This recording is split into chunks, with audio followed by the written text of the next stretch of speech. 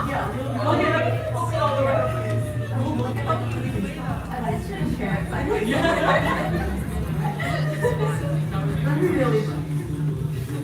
everybody, welcome.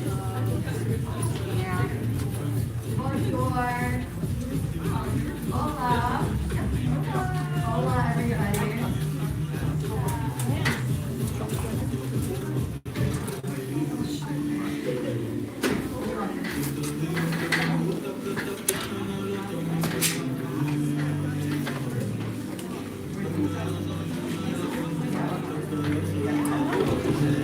Feel free to grab snacks, everybody. It's in the last back order.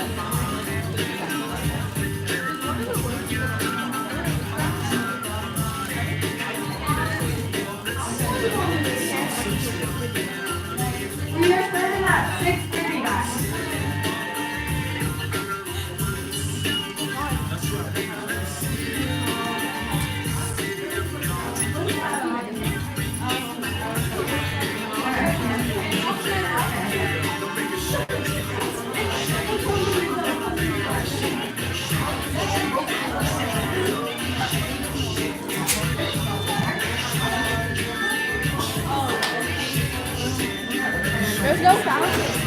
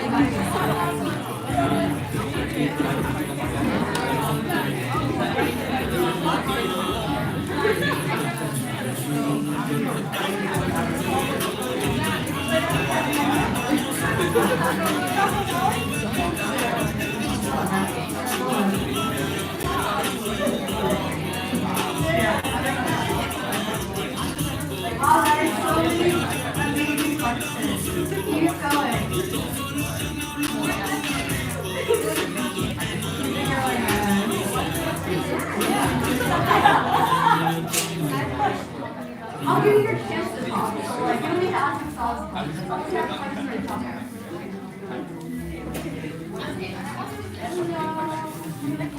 Sit down anywhere.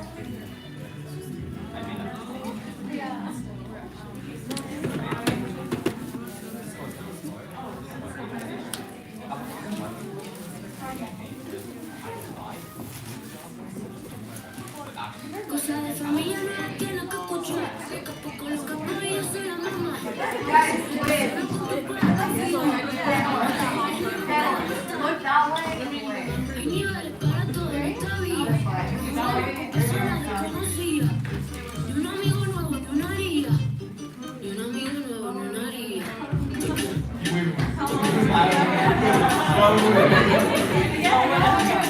You should have a salary too.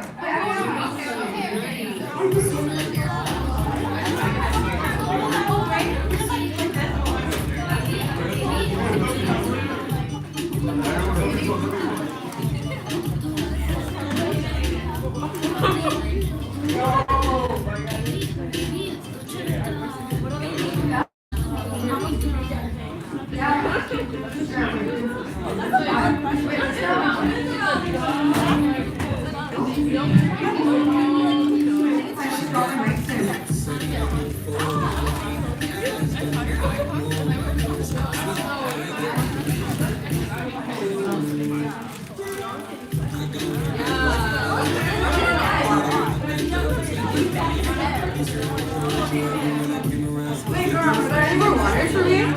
Do I get a water? Alright, no water for you. I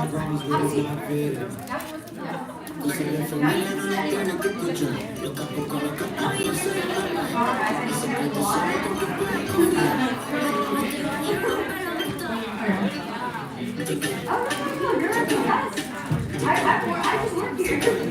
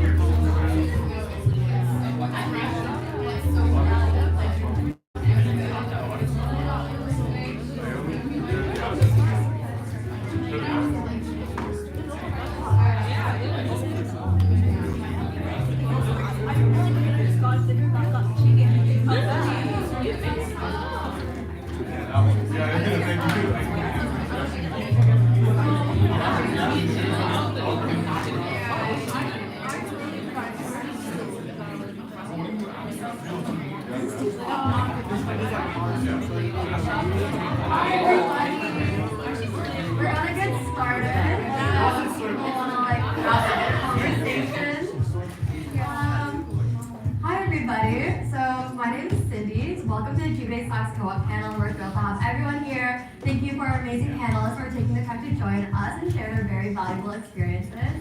So the reason why we hosted this is because co-op is a very new process for GBDA students, and the people you see in front of you and all of the 3B student body is the first cohort to enter a co-op stream in GBDA. So anytime you see a third year, ask them questions because anyone's always willing to answer.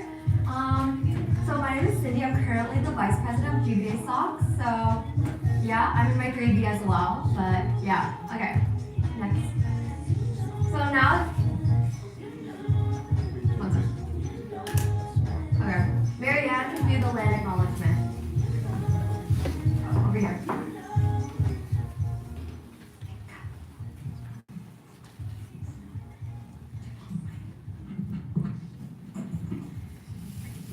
The University of Waterloo acknowledges that much of our work takes place on the traditional territory of the neutral Anishinaabe and Haudenosaunee peoples.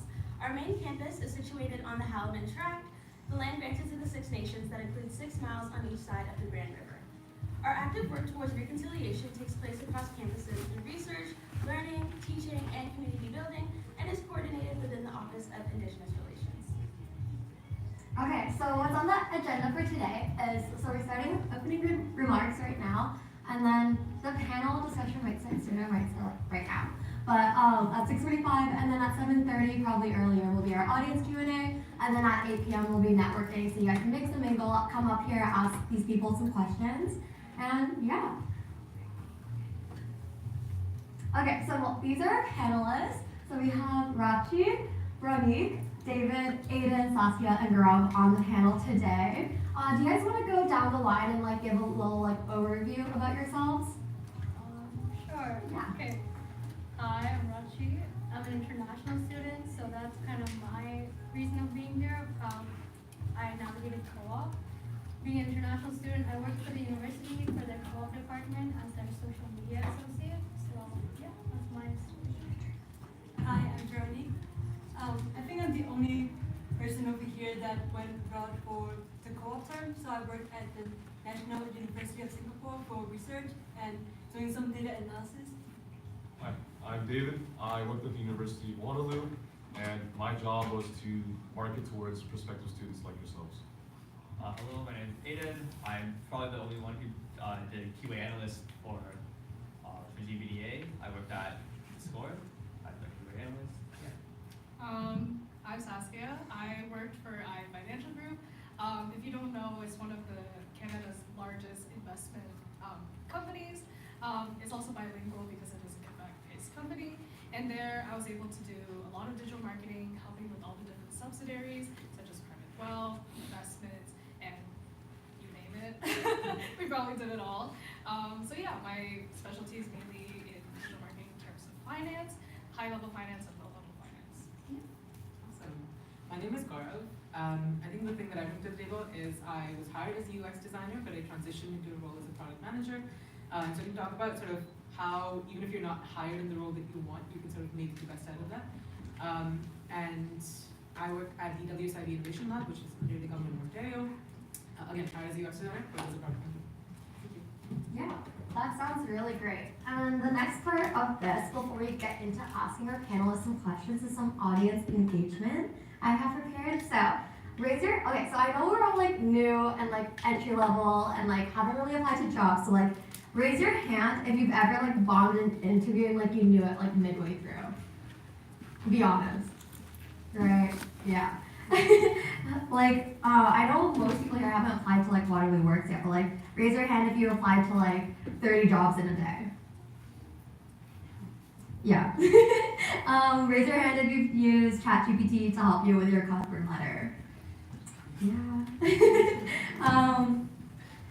Raise your hand if, like, these are panelists. So, if you had a co-op job where you had nothing to do for hours. Yeah. Like, trust me, it's not that exciting sometimes. Raise your hand for everybody if you've been asked a super weird interview question. Does anyone want to share what that interview question was? Feel free to just speak. Okay, Saskia. So I had a Scotiabank interview, and one of the questions was, do you classify a hot dog as a sandwich, or what's the other version? Sandwich or a taco, something like that. And I was like, and that was the last question too of How do you even get that right? Exactly. So I was just like, it's bread with meat, so a sandwich, and like if you wanna debate that, you can. Something like that. That's what I said. Did you get the job? I got second round for most of it, so maybe that was. So the listen to answer. her. Maybe. But yeah. Yeah. Okay, so like, next round of questions for everybody. So it's like this or that to help you like narrow down your search and like figure out like what you want to do. So like this, raise your hand if you rather. Okay, question: startup or big corp for co-op? Raise your hand if you vote startup. And yeah. Does anyone want to speak to why you choose a startup? All hands on deck. Okay. Raise your hand if you want to work at a big corporation. Okay, I guess I'll speak on this. My take is I like working at a startup or a smaller corporation just because when you're like a new entry-level person, you want to get as much experience as possible. So when you go for those big corporations so early on, your role is very niche. So you'll only do exactly what you're hired for, and that's it. So like I know people that was like a social media marketing or just like marketing intern in general, but only did Instagram and nothing else. And so when they're applying to like the next job, their only experience is marketing on Instagram. So you don't really diversify your skill set, opposed to like when you're at like a startup or like a smaller company, you kind of get a little bit of everything, so you know, like pros and cons. Like big corporation, really good name, resume, like it'll help you get a job. But experience-wise, I think like there's a lot of value when it comes to like startups and smaller things. Yeah. Raise your hand if you like working from home, and then the next one is in office. Raise your hand for work from home. Okay. And then raise your hand if you like working in office. Oh, wow. Personally, I like working from home. The commute is like horrendous. So like especially if you're in office like 5 days a week and you also don't know where your co-op's gonna be, just be prepared for that because it'll end up being like a 10 to 12 hour day with that commute. So hybrid's where it's at.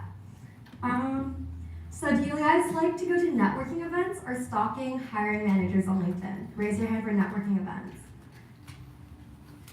Okay, and raise your hand if you like stalking hiring managers on LinkedIn.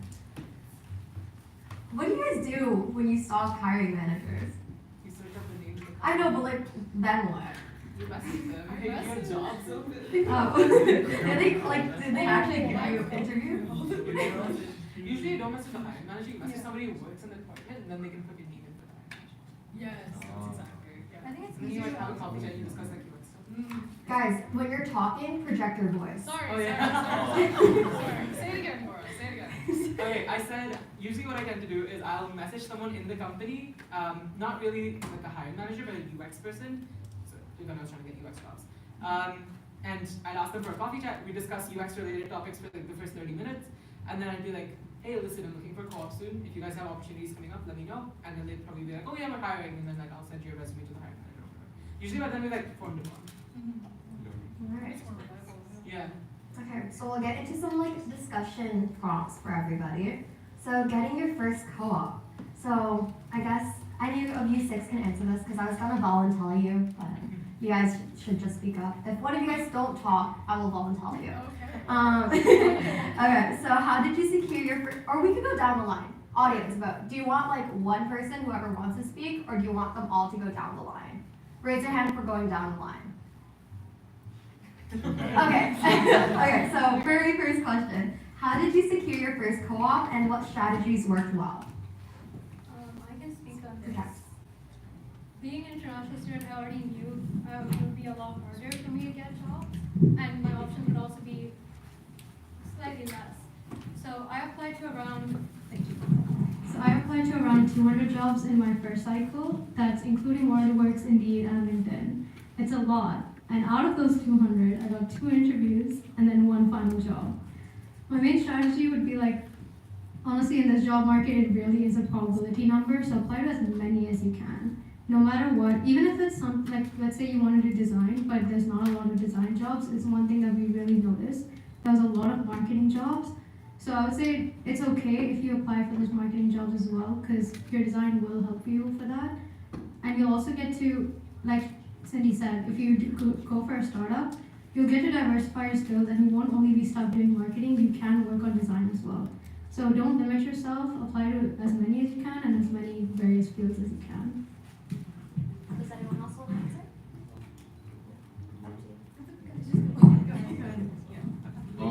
Yeah, I want to speak on that. So I think like when you're applying specifically, don't look at your peer and be like, oh, you're doing UX, I'm going to apply to the same thing as you.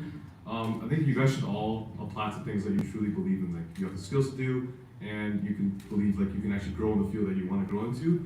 But at the same time, when you're applying, make sure you apply and curate, you to the person you're applying to. Because at the end of the day, you have to look at it like this: you're a product that you're trying to sell to a company. Well, not really, but you get what I mean. Like you want to really be able to have that pitch that you're trying to sell yourself to them, right? Like I am meant for this job. So I think focus more on like your quality over the quantity. Like I'm sure you can apply to 1,000 jobs, but it's like you can apply with like a random resume, right, to 1,000. But how many are gonna hit you back? Unless like if they don't match. So yeah, really take your time and really focus on finding what you love to do at GBDA because there's so many different types of pathways. You wanna go? I would say so. Kind of like from the previous questions we had of like, do you like networking or going on LinkedIn and messaging? I would say yeah, try to do connections because connections are really important. At least for me, that's how I found my co-op is through a connection through my family. So I would say like yeah, you talk to your family, see if any family friends or cousins or anything like see if they have any co-op opportunities and just ask them because you never know what you could find. I'd say my experience was kind of different. I applied through What Are the Works and LinkedIn, and What Are the Works, I made it to cycle 2, so that I did around 50. I was kind of picky when I was first year. I was a little ballsy, but I only got 2 interviews when it came to What Are the Works. But then when I applied to LinkedIn, I kind of went crazy on that. I'm not gonna lie, maybe over 100. But I got way more responses from LinkedIn for sure, and that's also how I found my current job. So I'd say don't try to limit yourself to What Are the Works, because think about it this way. There's over 1,000 students applying to What Are the Works, and it's not just GBDA going for those jobs. So again, it is a numbers game, and I'd say be really determined. I think it was also my determination, to just cold email, just cold message, because I didn't have those connections. I wasn't that lucky. So I just kind of just reached out to whoever hiring managers, early recruiters, went to networking, and it just kind of went from there. So, yeah.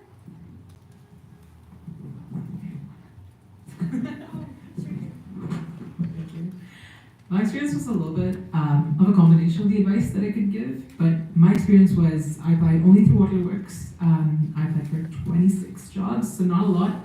But I spent like 30 minutes on each application. So that's my advice kind of goes contrary to like what people were saying. I spent a long time applying, but also I applied for very few jobs.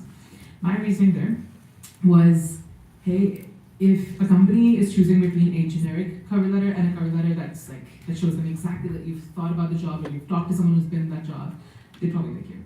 And so that was kind of my reasoning. So I applied to 26 jobs, got 8 interviews, 3 offers, and I picked one. But the biggest thing that I will say is that the combination of the advice applied to a whole lot of stuff. I applied to marketing, I applied to design, I applied to a whole lot of stuff. Networking is so important, yes. I didn't get my job through network, but during an interview, I kind of mentioned, oh, I know this person who also worked in this role, and immediately like there's a bias that comes in psychologically that like, oh, somebody's worked here, you probably are also that caliber. Because you mentioned someone super cracked, the interviewer starts thinking you're also cracked. And yeah, just sort of, it is a difficult process, and it completely depends on sort of what skill spectrum you are. I was in a very lucky position that I was confident in my skills, so I knew that even if I had a fewer jobs, I would like end up finding something. I was okay with going to cycle 2. So I was very picky with the jobs that I applied to, but I spent a lot of time applying to them. Next question. So like this kind of touches on what some of you've talked about, but one of the questions we got from the mentee is how many co-op jobs did you apply to? So does everyone want to go down the line without the mic and just like say your number? 26. 180? 26. 87. 87? Oh, nice. 200. I applied to 50. I don't know, Marianne, do you have? I applied to I want to say around 200. Yeah. Yeah. Like you Smith was like one of the worst. Like I'm not counting external. I have no idea how many I applied. I have no idea how many I applied external. I just like Oh, spam. yeah. Okay, if it's one of the works, then I did 50. With one of them, you always have a cap on how many jobs you can apply. And for cycle, I did 25. No, I lied. 18, and then How like the cycle works is every cycle you have a max supply of 50, and if you don't fill it up, they'll carry through to your next cycle. So let's say there's like 70 jobs here. Like I was the type of person to like want like the whole everything because I can't be picky. So I had like 100 jobs shortlisted, and then I could only apply to 50. So I just kept canceling and like reapplying. But yeah, you can only apply to 50 each cycle, but if you don't use the 50, it carries through each term. But they do have a limit on you if you do fill the 50 out. Yeah, next question. So we'll do like a little like quote unquote spicier one. Does anyone have like a first day experience they would like to share? Like a funny or like, how was your first day? If it was normal, you could say it was normal. So my first day at theScore was actually a lot of fun because majority of the students that went to theScore were Waterloo students. So it felt exactly the same as being at Waterloo. Of course, they're all mainly within engineering, which was also kind of funny because being the only art student and talking to engineering students was pretty different. But overall, it was a really fun day. We got to tour the building, see different areas of the building, played a few like mini games. I played ping pong. We had a ping pong table at work. We had a bar, which is really nice. So I don't know if I drank that day, but I had a beer, I think. I don't know if I'm supposed to say this, but we said first day, so this was my first day. But overall,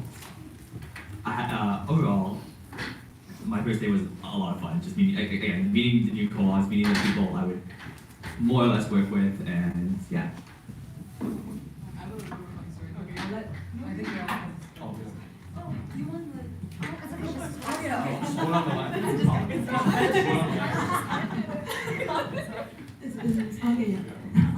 For my first day, because I was in Singapore, and Talk about your flight there. my flight. Oh, I almost puked, but yeah. Like I cannot do flights long hours. Oh, but like Okay. I was really jet lagged, so when my supervisor was like telling me like, oh, that's your work. Like, what are you gonna do afterwards?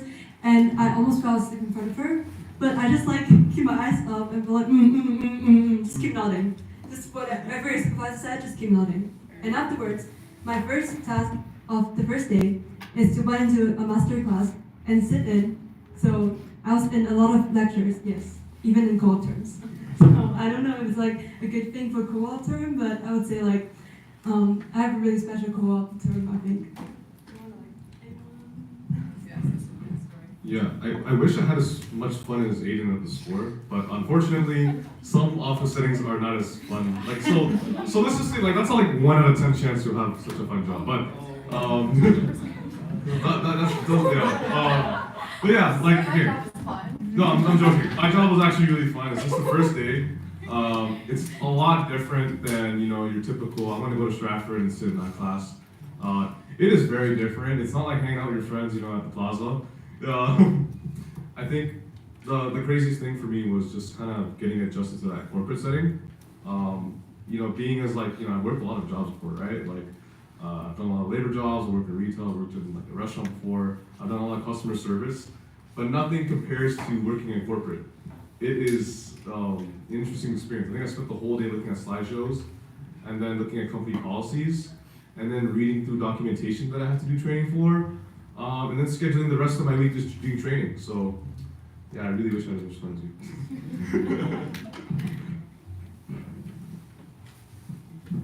To David's point, yes, there's so much training they have to do, it's like modules and stuff.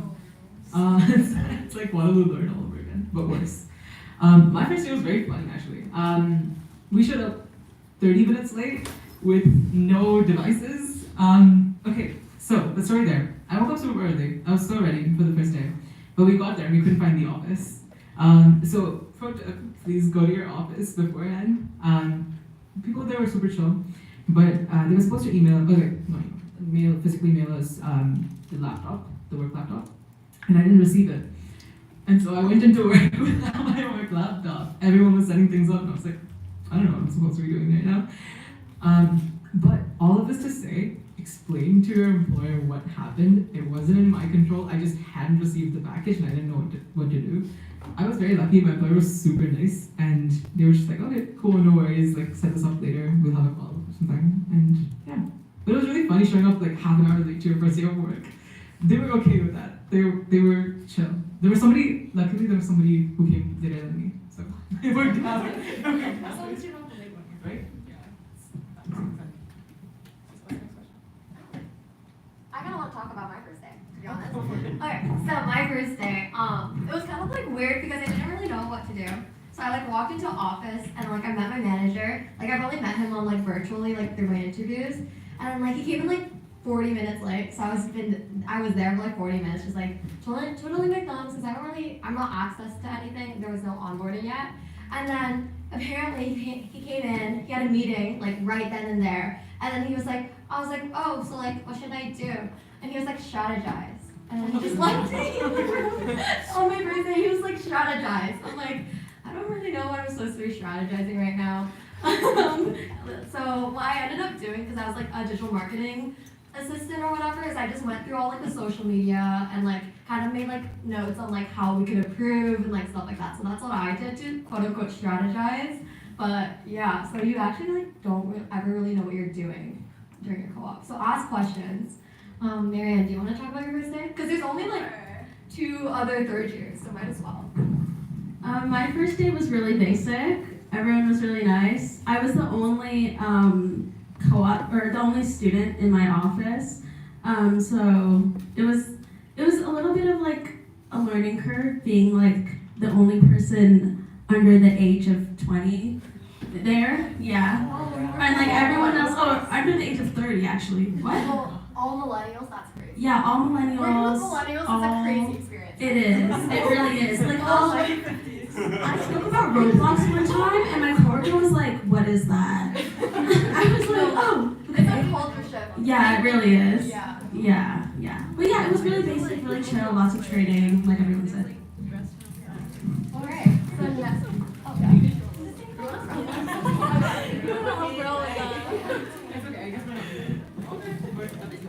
Oh, okay. I guess mine was different than everyone's because my co-op is mainly remote, hybrid model, so my first day was remote. But prior to, I got all of my equipment, and I was really, really generous. They gave me 2 monitors, a work laptop, a dock, I actually don't know half the stuff they gave, so that's also kind of my pre-work day. I had no idea how anything worked. So on my first day, I logged on late because I didn't know how to turn it on, and it auto sets. I don't know what it is, but they're just so high tech. So I mean, okay. But yeah, my first day was fully remote. I logged in with my one-on-one with my manager. He was like a good 15 minutes. Like, oh, how's the setup? I was like, good. He's like, oh, are you excited for your first day? Good. Okay, so we have this meeting, and then you just need to focus on setting up, and that's it. I was like, okay, So basically, I just set up my laptop. Had a lot of calls with IT because nothing was working right. Everything was in French, so I'm not bilingual in that way. So a lot of calls with IT. It's kind of boring, not gonna lie, but you know what got better? Like, don't take your first day as like that's your set like standard for co-op, because you never know what with your co-op. Like you can have days when it's so exciting and then it's gonna be so slow. So yeah, but I was the only first day that was remote. That was crazy. Yeah. Can I ask how big were the teams you guys worked on? So I know how to answer these questions. Like, what were the size of your teams? Start from From the top. I mean, it's just like a Team. number. Like, who did you directly work with? Okay. Oh. Like, what was your direct? Well, our team size is 23, but I think out of that, I worked with around 12 people. So a decent number. My team has like 7 people, but I think I work with the entire company almost because I talk to every single one of them. So it's like around 200 people, like everyone. Yeah, I think my entire team was like 30 people, but directly I only worked with 2 of them. But I still worked with like everyone sometime in my point. Yeah. I guess similar to me, my team was kind of everybody, but like maybe 30, 40 people I worked with, but I also had to talk to other people too to make sure everything also worked. But truly I only worked with like two other people. I would say my direct team is 5 people, including myself. And then because we have so many subsidiaries that my team cross-functionally works with, technically it's around 40. But yeah, big team. Oh yeah, big department. My team was, so my direct team was 20 people, 20 co-op students with about 3 or 4 managers, 4 managers, people kept going to leave. But the immediate team that I worked on, so I worked on a project managing 2 front-end devs, 3 back-end devs, and 2 designers, and me, so that could be team big. Valid. So the next prompt is succeeding in the workplace. So I'm just gonna say a rapid fire of questions and you guys can choose to answer which one, just for great conversation. So what are some do and don'ts for making a great first impression? How do you ask for feedback and improve during your co-op term? What are some professional habits that help you succeed? How can you build relationships with your team and manager? What is the best way to manage your time and workload in a co-op role? And how do you make sure your work actually gets noticed? Feel free to answer that. Oh, sorry. Yeah, No, answer all of them. Just answer. How do you succeed in a workplace? Okay. Don't oversleep. I made that mistake once. It was not good, but luckily I had a very chill manager. She was very understanding, so it was fine. But yeah, getting into that corporate habit of waking up at 8 a.m. every goddamn day is hard, but you just gotta do it and go through the sun. Me too. Yeah. Was your job remote or hybrid? Yeah, always learn more. Don't act like you know it all because you went to GBDA and like you have a job dedicated to what your role is. Always be curious. One thing that I did is I have a snack drawer on my desk. So like there's like a bunch of snacks in there, and whenever I want to like work with someone, but because like okay, so I work with a bunch of professors basically, so everyone is like really busy. But whenever I was like, hey, there's some snacks. Also, I want to ask you something, and you can just like directly ask feedback with just a bag of chips. Yeah, I just take them, but yeah, I like that. Yeah. Ask questions. Ask questions to your manager because you will definitely not get any all of it in the first day. It'll take The whole term. It'll take honestly, the whole term just to even finally get a portion of what you're trying to do. I'd say 2 things. I'd say look for opportunities and try to be as helpful as possible. Because in my, well, I mean, I guess in my line of work, there was a lot going on when it came to like funds, new launches, everything, and everybody's like working like till like they drop. So just try to be as helpful as possible, seeking that pockets of like opportunity to help out. And if you see like a new incoming project and like that you're really interested in, honestly, just ask to be part of it. I don't think, the worst thing they can do is just say no. So I'd say just ask. Nice. I think, actually, I want to cover Saskia's comment first because I agree with that so much, yes. The big question that I used to ask my manager during our one-on-ones was, what is your biggest stressor right now, and how can I, like, what can I do to help fix that, or like, help make that easier? And usually, like, because as a co-op student, you usually don't have a lot of stuff to do. If you're an intern, they're not going to do a lot of work. And so if you do this, you can show them that you're competent, two, you're helping them, and three, you actually have work to do. And at the end of the term, you have stuff to show for it. The big piece of advice that I can give is communicate. Like, just talk. If you have updates, share them. If you don't have updates, still say something. Just say that I will get this done by this time, or I will, like, something will happen by this time, or whatever. Just Over-communicate. Over-communicate. This doesn't mean questions. I will say that yes, ask questions, but also like Tell them exactly what you're doing. Yes. Yeah. Exactly. Right. I think this is also a good place that I can fit in my like, how did I transition into PM story? So I'm gonna like get into that. Yeah, go ahead. Yeah. Okay, anyone in the back that can't ever hear, just raise your hand. I'll tell them to speak up. Yes. Or they'll notice it. Thank you. No, because this kind of ties into Saskia's point of taking initiative. Our team at WSIB did not have a product manager on the team. And I knew I wanted to be a product manager. So for those of you who don't know, a product manager is a person who works with UX designers and developers to sort of bring the vision to life. So they're the ones who talk to customers, to stakeholders. They plan out timelines and sort of see when things are going to happen and what should happen. So essentially, building the right thing and you're managing the team to build it, like to do that properly and within time.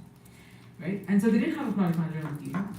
And some of the people, so the leads, essentially, we used to call them our supervisors, were supposed to sort of take on some of that role, but they were busy with their own projects. And so I came in and said, hey, listen, I want to be a product manager for this certain project that we were working on. And they were like, sure, I guess you can like start by making like linear tickets or whatever. Basically, like, you start by signing work, essentially. And I started doing that, and then it slowly turned into like me writing like docs as a product manager does. And I started calling myself a product manager, and I forced my friends around me to start calling me a product manager, and then it slowly spread to the entire team until like during our morning meetings like, with the entire team, I started calling myself like, I started distancing myself a little bit from design. I was like, okay, so I'm gonna do product updates. And then by the end of the term, my bosses actually gave me the permission to just like put product manager on my resume because that's what I was doing the entire term. So that's how I transitioned. I was just kind of like, I forced it upon them that like, I'm a product manager now. But it comes with the whole like advice of take initiative. Like say you want to do things, usually you'll have free time to be able to do those new things. Yeah. Does anyone else have something to say? I kind of want to just like quickly segue to what you just. It's okay, just leave it without it. I don't think we need it. Yeah. I just want to quickly segue into what Gaurav was saying. Like yeah, like be curious. Like really, I think when you're saying you're transitioning to PM, like you guys have to give them a reason to don't just do your work and then go home at the end of the day. You guys want to give him a reason to like, oh wow, he's so impressive. Like maybe I want to hire him after he's done his, you know, his schooling, or like maybe I want to hire him part-time after this. Because that's like kind of what I did, right? At my job, they loved how like I was always asking questions and I was always like, they told me like, oh, your portfolio was like never seen before. Like I've never seen someone ask and pitch so many new ideas or like bring so much insight. And that impressed them so much where I actually work there right now part-time. So, you know, you can get a lot of opportunities after your co-op term as well. So do what Gaurav did, yeah. Always want to get that turn off. Yeah. Just copy Gaurav, honestly. No, Yeah. no, but I do want to say one thing, because a lot of people are saying asking questions, which is not wrong, but also a really key thing is to try to build relationships. So just never just talk about work. Try to build a relationship with your manager, like you're also coworkers, because your time there is short and you want to make it memorable, not just for you, but for the people on your team and who you work with. So trying to build that lasting relationships, because you know what, later we have a lot of co-ops and you're going post-grad, getting a career, possibly. So they can help you along the way. You never know when you meet people can really impact you in like really surprising ways. So doing that as well can also lead you a part-time job too. That's what I'm doing too. So it works. So yeah. Actually, quick question. How many people here are working part-time? Oh, just assistant. Yeah, not my phone. I would have if I was in Toronto. Mm. They wanted me to stay on, but I'm on Toronto, so they're like, it's not I feasible. feel like that's an estimate to like just how good GBDA students are. at Yeah, no, their they jobs. ate everything I did up. I swear I was doing Yeah. like bare minimum. And then they're like, oh my god, this is so good. I'm like, okay. Millennial and Gen X. Yeah. What design platforms did you guys use? That's a good question. Yeah. I did design. Oh, okay. Anyways. I did Figma, Adobe XD, Photoshop. Yeah, I want to say that's it. Yeah. David? Figma, Premiere, InDesign, Photoshop, Illustrator? Yeah, I did Illustrator. Excel was actually kind of a really huge one for some reason. Yeah. Don't know why, yeah. It's kind of funny how guys, when you guys have your data class, actually focus. It's actually yeah, it comes out like at first I thought it was a joke, and then I'm like, wow, this is like really useful for my job. So thank God I had to pay attention. But yeah. Yeah. I was like hiring the coordinators. You should see my Google Sheets. It's really great. Like it's so efficient. So, Veronique? Microsoft PowerPoint for presentations. And Excel, like I said, I also use a lot of ChatGPT like every single day. Yeah. Just try it, it's okay. I was doing social media, so I was making like CapCut, TikTok, Canva, a lot of Canva. They didn't give a fuck if I didn't use Adobe, they just cared about It's okay. Yeah, don't worry. It's supposed to be candid. Yeah, No, I use a lot of Canva too. It's very efficient. Like, low-key, like, develop your Canva skills because a lot of workplaces won't use it.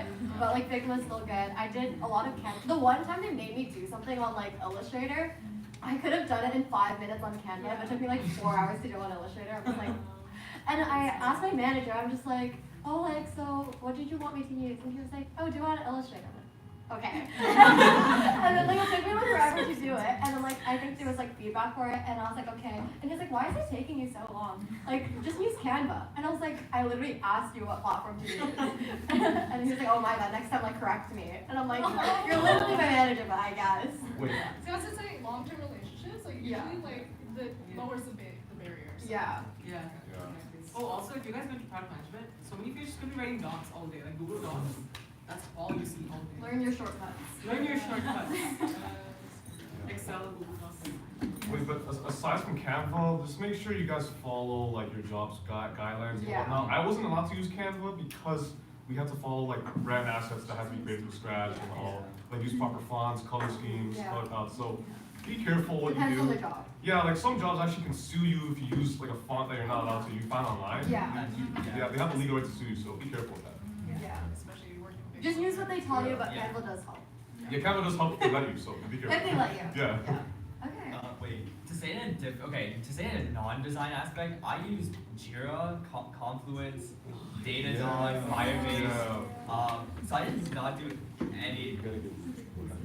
Oh yeah, right. Jira is a like ticketing system. So whenever there was a problem and the devs were fixing it, and then I was one to test it, and they would say like, this is what you have. This is the testing details. This is the procedure to do the test, and now go test. And I would have to use what's called Jira to say like here's what I did.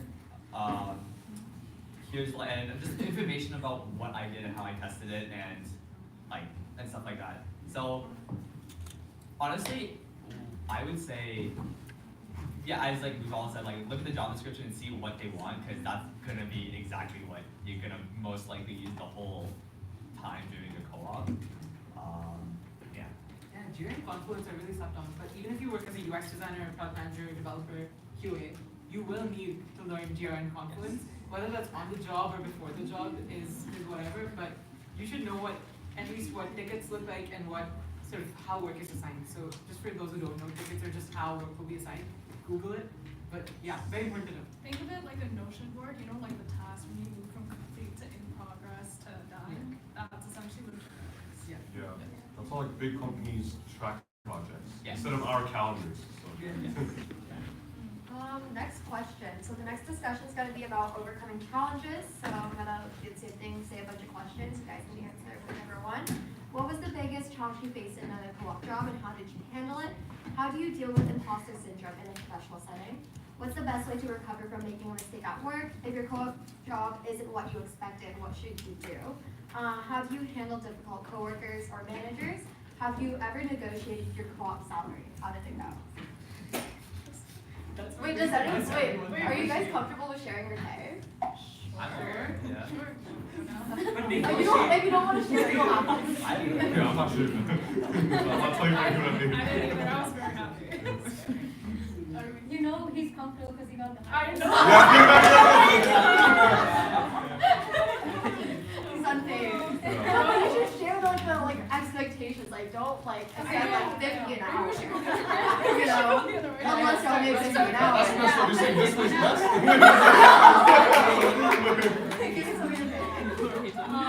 Okay, I'll start with the job. That's number one thing. Okay, no pay. Yes, okay, but As a first level range. Nah, the range is everyone just want to hear. Okay, if you guys just want pay, 18 to 20. It's also first co-op, so don't expect It only gets it higher. only goes up. Yeah, if that friend makes more than you, don't be sad. Like, that's not how it works. Yeah, don't. I don't want to hear Gaurav. No way, I just kind of want to know. It's okay, that's fine. Let us know. Sorry. Pass. Range. You worked at a big company, let me ask you. Wait, you worked at theScore as a QA analyst. That sounds expensive, you know?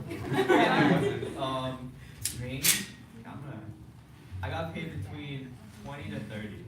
I wonder what's in between 20 to 30. Oh, no, is it range? Yeah, just get to say range. 26 to 28. Okay, bye guys. I was told to shut up. So I'm gonna shut up. No, you're the one who should. No, you're the one. Yeah, give them expectations. We can negotiate. 29 to 31. Yeah. Good talk, guys. So 18 to 30.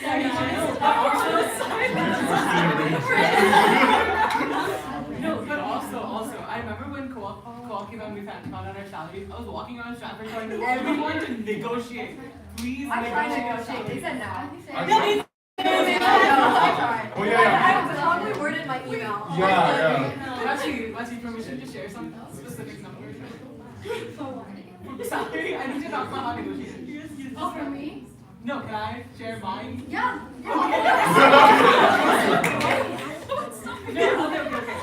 Okay, my biggest thing with negotiating, be delusional as fuck. Yeah. Hey, boy. Go higher, and then they say a little more, and then you meet in the middle. Exactly. What you really want. Okay, sorry. I will provide my best so that you can counter. Please give me a counter. This is what I believe, right? I got offered 30, and I was like, I need 35. I was not worth 35. Did you get 35? No, they said no. But if you at least I asked, right? At least that happened. I know for some people that work. You even if you're getting an incredibly high salary that you're happy with, try asking for more. They're not gonna say no. The worst thing they can say. They're not gonna reject yourself. I want to say try to negotiate after you get the offer. Yeah.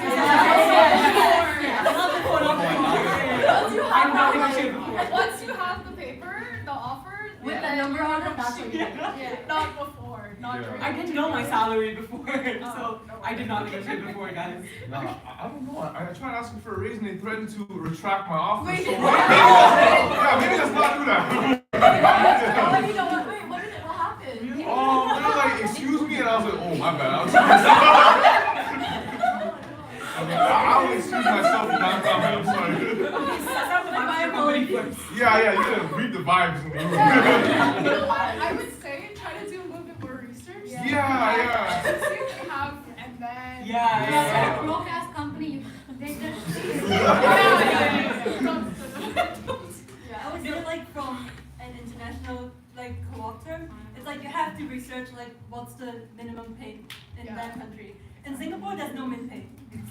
free labor as well. I did the free labor, don't worry. Okay. That's why I can't tell you guys like my range because like It's a different country, so yeah, it's a different country and Different currency. So yeah. what's the currency direct conversion? What's the 1.0 something. So it's like almost the same. Oh. Singapore is higher than Yeah. Oh, It's okay. a bit higher. Yeah. If you have international co-op questions, ask Veronique. Yeah. Yeah. Yeah, going back to the discussion prompt, overcoming challenges. Do you guys want me to repeat the questions? Or? Yes. For challenge, I would just say, if you're doing social media, you're gonna get so frustrated with the amount of times they're gonna ask you to remake the thing for a tiny goddamn dot. Okay, in the text, it gets frustrating, but you just gotta get through it. And if anything, make sure you clarify with your manager exactly what they're looking for, because there's gonna be so many times where they'll just be like, create a reel for this, and be like, how am I supposed to do with this? But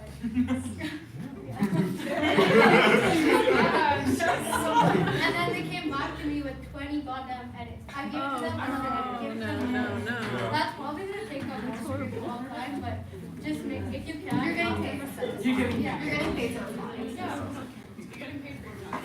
Yeah, exactly. What's the challenge? What's the challenge?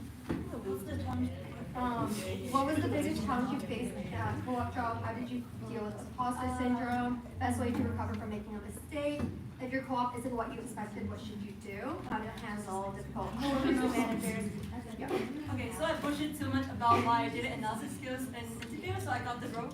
But then at work, I actually have no idea how to code. I don't know anything about SQL. I don't know anything about like IELTS, stuff like that. So that's why half of my time is on ChatGPT. And also like, I would say like during one-on-ones, like if you really have nothing to share with your supervisor, like you didn't do anything. Like Tell them that. there was a week that I just rewrite everything, not with my chips, sorry. That's a week that I didn't do anything. And then my supervisor was like, oh, so what did you do this week? And I just kept throwing questions at her. I was like, oh, so what do you think like at this kind of project? Like what was your expectations? Like, oh, what do you want me to do actually? And just keep throwing her questions. To the point where she stops talking and you be like, okay, I think that's it for our one-on-one. So yeah, it's like only communication, right? I do that. Just say whatever comes to your head. Yeah. I kind of love that actually. My job was crazy. Like, they started asking me how to do their job, and I was like, you know, don't you get paid like, you know, in a certain salary range of like, I don't know, 6 figures or something? You know, like, and you're asking me how to do your job. Well, I'll do it for you, but dang. Yeah, give me a cut or something, but yeah. Like. Well, as a designer doing an engineering role, that was just a big challenge in general because I had no idea. Well, I did. Like, I made bits and pieces of like everything, but then actually doing it was like, ooh, that's new. Okay, that's weird to you. That's also new. This is not design. This is very different. I just overcame by just like starting to understand like every software that was used, and I always like to me like usually ask questions because questions was the only thing I could do to understand a lot more of my position. Yeah, I would say the same for Aydan, but mine was more of nobody would give enough information about us. Like for example, if I had to do an update, there's like I have like over 10 websites for all their subsidiaries. So they would say, oh, make an update for this bio on this page. What page? What do you want me to put it? Like there's gonna be a lot of missing information you're gonna have, and people just expect you to either know or to just do it and just like read their mind. So it happens a lot, believe it or not, especially in big corporations. So again, I would say ask questions because if you don't and you just do it and just try to like know, like be like, oh, you know it all and you can still do it and just try to gain that trust, it's not going to work out well for you because they know that you don't know, and then if you make a mistake, then everything can fall apart, and you don't want that to fall back on you.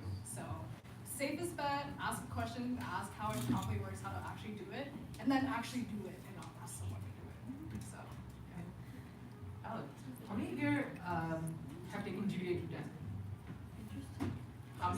How how many of you here know what user research? Yeah? Okay, amazing. For my job, we were not allowed to do user research. So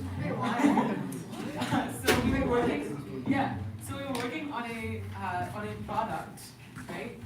For a specific set of internal users. So like we were working on an internal tool in the company.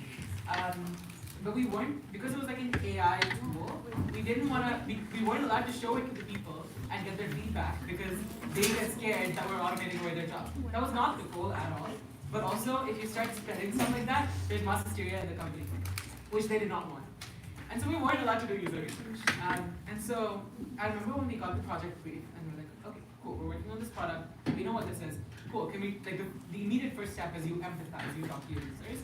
And we were told, well, you can't talk to your users. And I was like, can I just message them on Teams and like try to book a chat separately? And they're like, no, they cannot see this product, this is highly secret.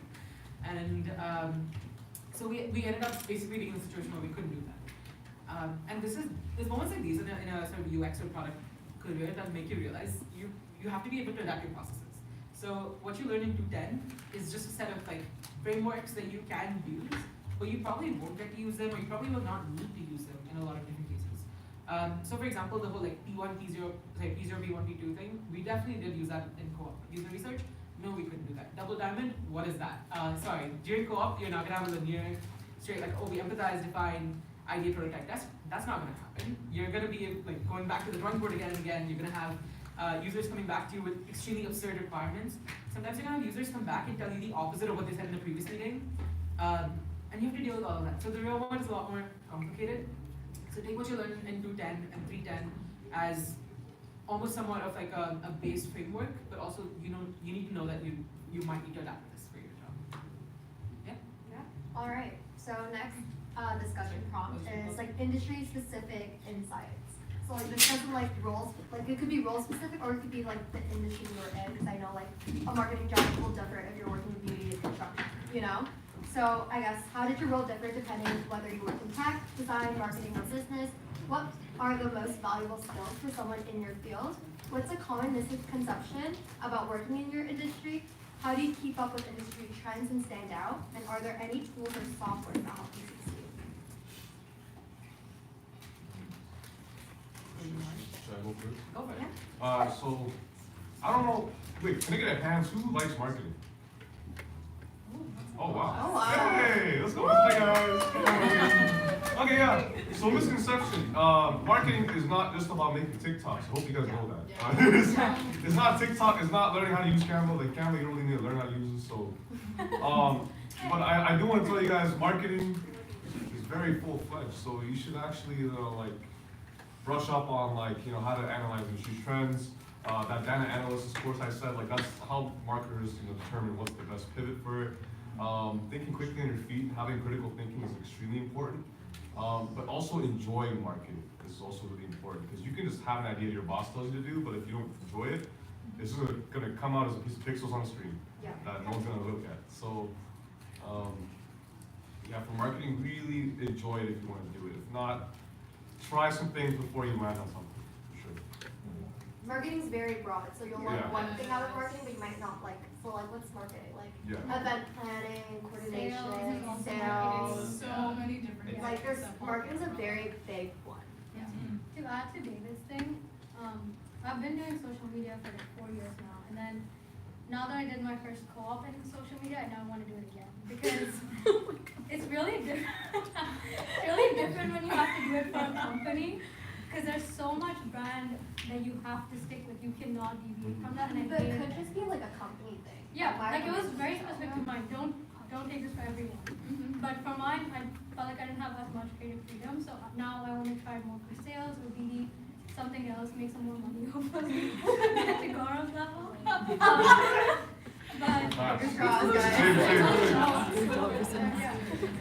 yeah, I can speak on the high level marketing side. So when it comes to finance, we can't make TikToks and we can't make Instagram posts because think of the audience, it's like the white male that has a lot of money that's like in Instagram. I don't think they know how to use TikTok properly. So that's not the demographic that we, how we cater to that demographic. So it's more high level. So you do a lot more like email marketing campaigns, website, and you also help out with like marketing materials, so like PDFs, like updates on new funds, and very financial, sorry. But yeah, it looks a lot different when it comes to social media marketing or digital marketing, especially in corporation level, because again, there's a lot of similarities to just following branding, following company values, and making sure that aligns well with every single PDF you do. But yeah, it's one of David's thing I also really align with. If you don't enjoy marketing, you're not gonna have fun in whatever you get a job in, such as digital marketing, social media marketing. So I would say just be open and don't think that your one experience in marketing, that it's done. Like marketing just sucks. Like take Roger, she doesn't like to do social media, but she still wants to do marketing. She wants to try more sales and everything. So again, marketing is such a big umbrella, and it looks different in every single industry, like education and finance. So yeah, just have fun and don't take one experience for that. Hey guys. So I also work in marketing, and I think everyone works in like there's probably different industries that you're probably more interested in than others. For example, like for context, I worked at like a cybersecurity firm, and it was really corporate, and like there was not really any. I like to think outside of the box and like think of different ideas and like just like make up my own stuff, but this was not the job for that at all. Like, and I barely even did any design work, but I think it's because of it was in that industry. So even though like I feel like for your first co-op, like don't be too picky, like and also you have like 4, so like you have different options. So definitely for my next one, I'm looking towards like something a little more creative, but also like yeah, just keep that in mind. Like every industry is going to be different. Like it could be completely different kind of work environment, especially like the type of work that you're gonna do. Like you could be doing the exact same thing, but for different target audiences. Yeah, so that's why like it makes or breaks your experience. Exactly. So like if you're targeting 60-year-old men for finance, or like Gen Z, like that's very different marketing tools. Yeah, so I mean like be picky, like I think what all of us like kind of got for our first term is like don't take everything, like be a little bit picky. Like as much as you want a job, you also only need 3 out of 4 credits to graduate. By the way. I'd say apply to as much as you can, but when you get offers or when you sort of like now start to pick which one you pick, then yeah, I agree. Add to that, like the one thing I realized from my first co-op is I just went with the first offer I got, because obviously it's your first one, so you don't want to go into cycle 2 because you don't know. And I kind of regretted that later. I knew for a fact that if I went to cycle 2, I could have done better and got a better offer someplace else, but I kind of just went with the first one because I'm anxious. But if you think that you could have a better experience somewhere, this is not what you want, that's totally fine. Take that leap, go into cycle 2. One of my friends did that, and she was so much happier with her cycle 2 results than cycle 1. So you don't have to stick to cycle 1. Cycle 2 is still good. But I do want to like also emphasize like yeah, like don't take your first offer. But I did take my first offer. I do like it, but like it's almost like what if I kept applying, you know? Because when you apply for Waterloo Works, it's like a one and done. You can't keep applying once you take a job. So I like obviously most of us took our first offer because you know you don't want to go like jobless. But I do want to set that expectation that not all GBD students had a job last term. There was like a handful. I don't know like the exact number. Huh? It was a huge percentage. Really? Yeah. Oh, really? Yeah. The job market sucked last term, so really don't be picky. So maybe take your first job. That's big, bro. I didn't take my first offer either. I went to cycle 2. So I'd say I really betted on myself. I really was willing to take that job because I was confident that I could get one, and later on, if I get something lower than, and it's at least something that I'm doing, that I can easily get that. That I kind of have that belief in myself. So, yeah, for cycle 1, I got no interviews from Waterloo Works. So I kind of just like took it as like, okay, you know what, this is the time. Like, if I want to go big, I'm gonna go big, and then if I don't, then it's whatever. It's 3 to 4. So, yeah, I'd say if you really feel like you can bet on yourself and you can get that, I'd say go for it. Like I know the job market sucks. I saw it. course. It's Like we're really- currently applying. Yeah, like it's really, really bad. But I mean, there's always They're really. No, I'm putting on this one. It's a little better. It's a little better. Sorry. No, but I wanted to say that like there's always opportunities everywhere. You might just have to look a little bit harder. Yeah. So you again just cold emailing because you never know. A lot of companies internally hire their interns through referrals.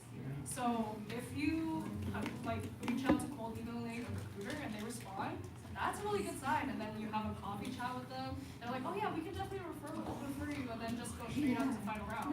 It's possible. I've had it before, so it's definitely possible. Don't just rely on Water the Works, please. Yeah. I have two things to say to that. Strategy is important, right? So knowing, for example, like Cycle 1 is probably going to have bigger company jobs and big corporate jobs. If you're looking for more of that, then probably like stick to the office that you get Cycle 1. Cycle 2 and onwards, it slowly starts transitioning more towards smaller companies, more startups, because they tend to hire a little bit later. Right? That's one. I forgot the second thing. So that's okay. I only have one thing to say.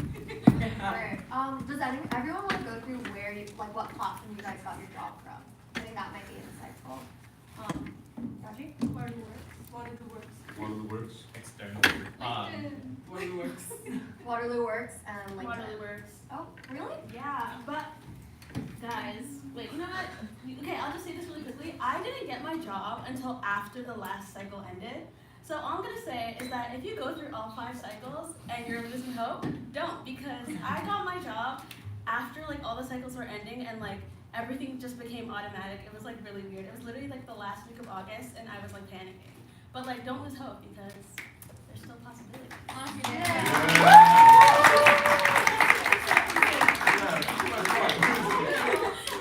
Correct. So we're gonna get into some like fun and real talk, what they don't tell about you. What's the most embarrassing thing that happened during your co-op term? I'll give you guys a moment. I'll give you sound like you two sound like you have something to share. Oversleeping, guys. Don't do it. How often do you oversleep?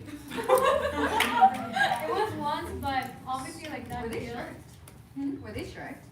No. Oh. But I didn't really care. Like she thought I got to pick up puzzles. Oh. So I just want to make sure you're safe. Yeah. So that was really bad. That was more like guilt rather than anything else. I had no guilt.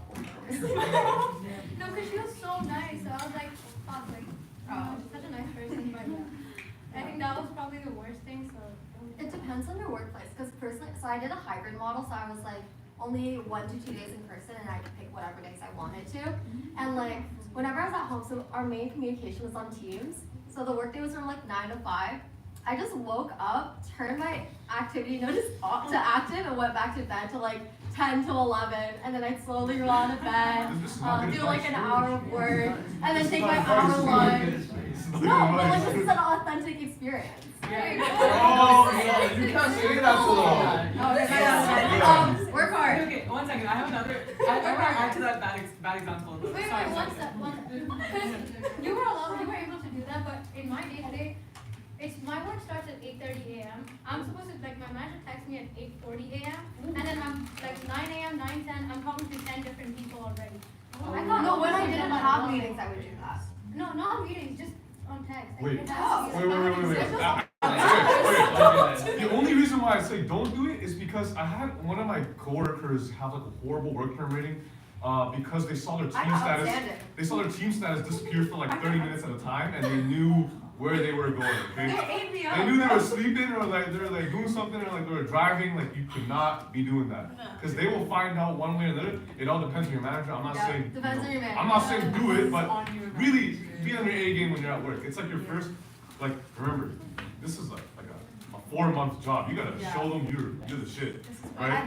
Yeah. So the opposite of my experience. Nah. David, I don't think you have good work culture. No, I literally overslept. Okay. My term started off great. I started off like waking up at 8 a.m. in the morning. My work day started at 9:30. Right? No, I was like waking up. I'll get ready. I'll make myself like a little cup of coffee. I'll get ready for this. Yeah. And then it's really good. Right? And then slowly I teach them to like, okay, I'll wake up at 9. I'll get ready before work. And I'll sit down on my computer. mind you, when the workday starts at 9:30, we have a meeting at 9:30, right? Like every morning you can have a stand-up meeting. And so slowly from that, it turned into I'll wake up at 9:20, shower in 10 minutes, and like get out and like be in my meeting. It turned into I'll wake up at 9:30 on the dot and join my meeting from there. That turned into I'll wake up at 9:35 and be late for my first meeting. Don't do that. Don't follow this No, example. but like, you know what? We're supposed to be here having candid conversations. It depends. Embarrassing stories. Like, if I pulled the shit I did at David's co-op, I would be fired. Oh, me too. Oh, yeah. Well, like, I got outstanding, which is the best you can get out of the rate game. So, Yeah. I got it outstanding. Yeah. No, literally, my co-op had schedules. Like, people, like, during the my co-op had a nap schedule. Like, people will, like, take shifts going on naps. Really? David's like, oh my god. So, what is that going to work out? If any of you get the opportunity to apply and work for WSIB Innovation Labs, please do it. It's such You will get paid as good as he does. $30 an hour. Yeah. Don't work for the university, do not. Yeah. No, but okay, if you have to work for the Okay, university, like, if you need a job, you got a job. I had to. I had to. I took whatever they gave me. It's rough out here. We gotta fight to survive, man. Okay, but I did show up like hungover one time to a meeting like really bad. Like I was like this in the meeting table. They look at me like, "You good?" I'm like, "Yeah, I'm good. I'm awake. I'm listening to what you say. Don't worry." It's like a Monday, like. Oh no, it was a Wednesday, but yeah. That is crazy. It was a funny meeting. They looked at me, you know, they're like, you know what? This is the one time they allowed me. This is like, you know, I've been there, done that at your age, so I'm not gonna say anything. Okay, thank you. Yeah. Oh, I just really copied myself on the in-person day. Like, I wasn't. Yeah, going back to embarrassing story, guys. Was that not the? I don't think we should. Yeah, We went off track. Oh, my Yeah. Actually, I got one. It's like this one day, it's a work from home day, and I went karaoke instead by myself. And then the moment I went there, I got a work email from my supervisor, and then like she said like, oh, why is your team status like offline? And I was like, oh, I'm so sorry, like, oh, my laptop broke down. Oh, I'm trying. I'm going to a library right now. I'm finding a public computer. Just give me 1 second. I'm like, my laptop died. And then like this is the beginning of the term. So like in almost the end of the term, like this one day, my supervisor and I were having like a Zoom meeting, and then I accidentally said like, oh yeah, one work from home day, I just went karaoke myself, and I was like, oh. And then there's like 5 seconds of silence, and she's like, you like karaoke? So like at the end, we like the entire team, that at the end of that work day, the entire team went to karaoke. And they gave me like, and they gave me an hour of solo karaoke in front of them. Oh! It was like, come on, go on stage. And mind you, that Singaporean karaoke, like inside the cell, they got like a mini stage. That was crazy. Yeah, I know. It's like they got a mini stage, and there's like a stand-up microphone. Yeah, so like whenever, and I just went upstairs and like, hi guys. And every single one of them is like in their 40s. Like one is like retired, one is like retired, like 70s. This is definitely K-drama.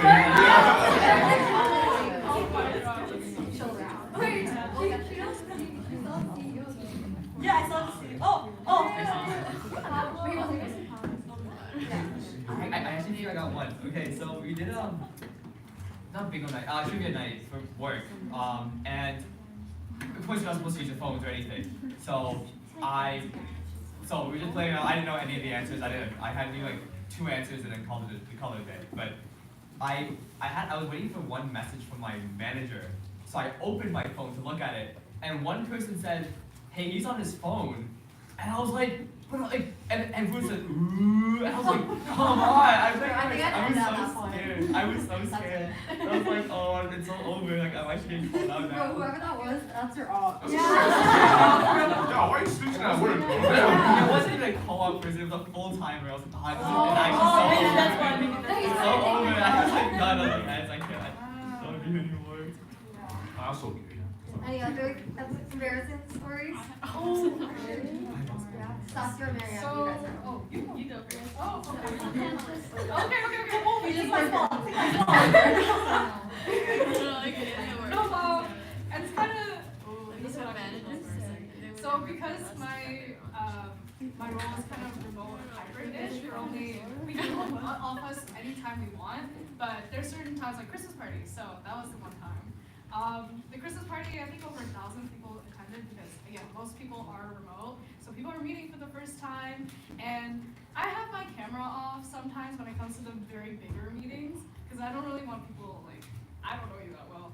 So, there was one time where someone came up to me. I was like, "Oh, you're Saskia. Oh, nice to meet you." I didn't know their name or who they were, so I was like, "Oh, hey, nice to meet you too." And this is a very full-time person as well. This is like an executive as well. So they're like, "Oh yeah, do you remember that? This and that." I was like, "Oh yeah." And then they're like, "Oh, do you remember me?" I was like, "No." And that was mistake number one that I made because the whole time during the Christmas party. It was like, "Oh, you don't know his name? Oh, what's his name? Oh, what's his name?" Oh. So I'm like, So and how then, did you? yeah, and I was the only intern on the team, so you can just imagine. That's not even fair. That's just like bullying. Yeah. You're okay. Okay. It's not, yeah. Like, you literally just hide in the corner. You're like, "No, talk to me." No, for real. But yeah, that's fine. It's like the middle like corporate moments, you know? Yeah. This one was really embarrassing. So, where I worked, it was like one office in Canada, like the headquarters of the companies in Bratislava, somewhere in Europe. But like I was in the Toronto office, and there's like other offices in Canada, like Montreal and Calgary. And so like once a month, like we'll have to do these like shipments of like product and like swag and merch and stuff out to the Montreal office, and they'll ask me to do it. And then one time we had to do 2 boxes, and I shipped the wrong addresses on the boxes, and they were already sent out. And I was like, "Oh yeah, it's good to go." And then the next day, I'm working remote, and I get a call from one of my managers, and he's like, "Yeah, so do you know where you sent those?" And I was like, "Yeah, like it was right." And then he was like, "No, like check the purolator because like you swapped it." And it was the most stressful 2 hours of my entire life. No, you're good. Like I had to like find a way to like resend it, wait till it gets like the packages get to the right people, and then resend it. It was actually like I think one of the biggest mistakes ever. But they were really okay about it. You dealt with it. Yeah, I dealt with it exactly. Wait. And like What were you sending?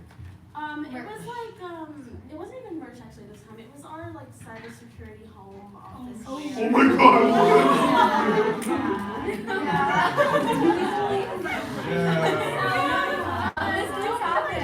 Things happen though, and like I'm not dead, so Like at the end of the day, they'll know what they're hiring. They know you're all students. Exactly. They all know you're interns. You are bound to make mistakes. And they were always like, "Oh my god, you're so young, you have so much to do," you know, because they were all old. Yeah, it was like you learn and then you make mistakes and like it's okay. Yeah. So does anyone from the crowd have questions? If not, I'll read questions from the mentee that you guys submitted earlier. I can do a little bit of both. Yeah? I was gonna ask like what GBDA courses you took you felt helped you the most in your job. Did you ask me why I didn't any of my courses? Good question. I called dibs, sorry. Okay. Okay, if you really like want like an all in, like this is not just like PM, not just like UI or whatever. Take a course by Terry, like an electrical. Yeah, it's a really like he might be a little crazy, but it's like really fun. Like I think it's the most fun I've ever had at university with like prop. Like I actually look forward to waking up every day to go to the class. Yeah. But you actually do learn about storytelling. Storytelling not just through videos, through like how to design apps, like storytelling everywhere. It's like There's like a lot of principles that yeah. are He teaches a lot of holistic principles, so it's really good. Yeah. So anything done by Terry, specifically fine to one. Yeah. Terry class give me a sense of taste. Like what Yeah. is good UI, what is good design. It also taught me to be scared of people. Yes. Yeah. Yeah. It's very scary. Taking good feedback. Yeah, he's very scary. Yeah, in a good way. May I ask what kind of roles are you looking for? Marketing, UX. Okay. Interested in 210. UX. Okay. You're gonna love 3A. I assume you're going to 3A next year? Yeah. Yes. So Yeah. 3A is a difficult term but also as a UX designer, it is so useful. GBDA 310, Advanced Topics in User Research, GBDA 301, which is Global Digital Project 1, right? And yeah, mainly those two courses helped me so much because it was kind of funny. I went to work one day and we were supposed to, for a different project, we were collecting user feedback, right? And we were kind of just like doing it haphazardly, and our boss was like, "Did no one ever teach you how to make codes and themes and stuff?" And I was like, "Oh yeah," and so like it was literally doing my assignment from 301 just at work, and you're getting paid for it. So in terms of UX, 301 and 310 are some of your biggest things, and I think they'll also teach you how to think very critically about sort of the work that you're doing, the processes that you know. So yeah, coming back to our perspective. I got another thing. Like, for me, it's like I'm interested in a lot of fields, but I don't know which one of them that I didn't like. So when I was in 2A, I think, when I was in 2A, and I attended the 210 course, and I hated it. No offense to you guys. Yeah, no, I did. I hated it. I hate it with my whole, like, Wait, what did you have? I love you, Lego. okay, not name drop. Well, we can't name drop. Not name drop. My God. I just hate that. And that made me realize that, I'm not really into UX design. So I just went into like a more tech field. So I would say like, instead of finding something you like, find something that you don't really enjoy that much and be able to, just like focus on the things that you like and just try to like pass them. Like you don't have to do that good. Yeah, but to add to that though, like, let's say this experience was a bad one, like, I'm still trying to pivot where my career wants to go right now, like, in marketing, but I do like UI, UX. I like user research as well. So one thing is, like, if you have a bad experience in one course, there's always a club on campus, actually, that probably has some relation, so UX, yeah, what he said, Blueprint, he said some exec on Blueprint, so, you go, you see him, There's other opportunities, yeah. No, but also, sorry, really quick shout out to Blueprint. What's the work that you're doing? Okay, wrong club.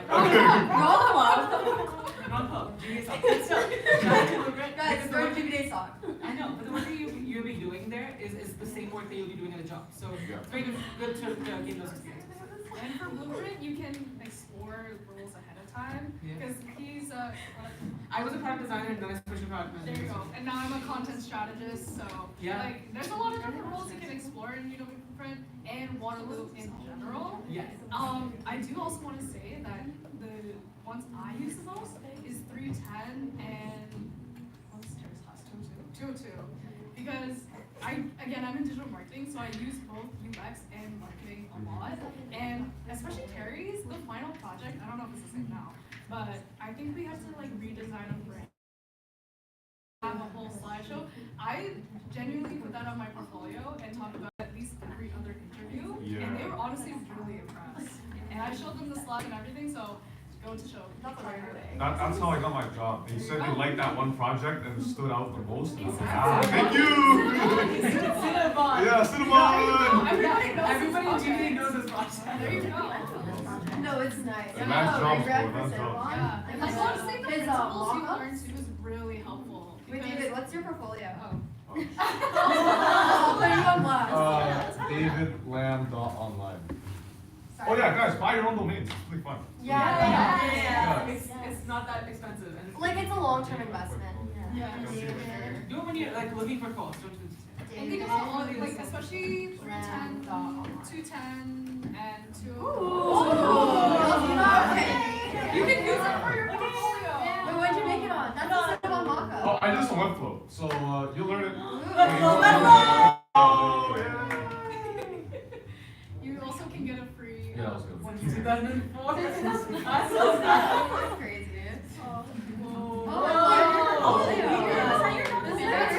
That's all class projects. Wait guys, my portfolio does not look like this. This is so sad. I'm not showing my portfolio after this. There's a whole other section of portfolios out. Okay, wait, what is everyone's portfolios on? No.